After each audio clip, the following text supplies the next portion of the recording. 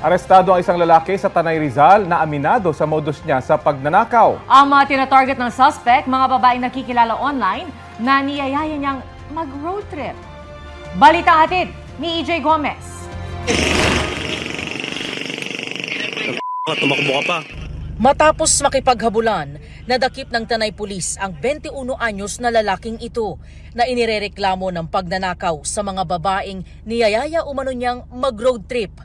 Ayon sa Tanay Municipal Police Station, isang biktima ang dumulog sa kanila at inireport ang suspect na si alias Jello na tumangay umano ng kanyang mga gamit.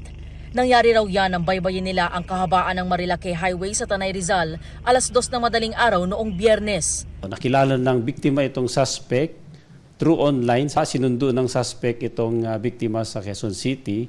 So from Quezon City, pumunta sila ng Tanay. At yung gamit ni biktima ay siyempre inilagay mo na doon sa U-box ng motor.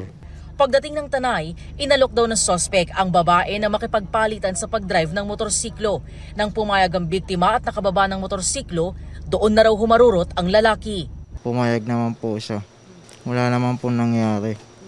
Bali, ang pakay ko lang po yung gamit niya po. Pagdating nila sa Marilake at actually madilim na. Nung si suspect na yung nakasakay, iniwan niya si girl doon sa madilim na lugar sa Tanay. Natunto ng pulisya ang suspect kalahating oras matapos ang krimen.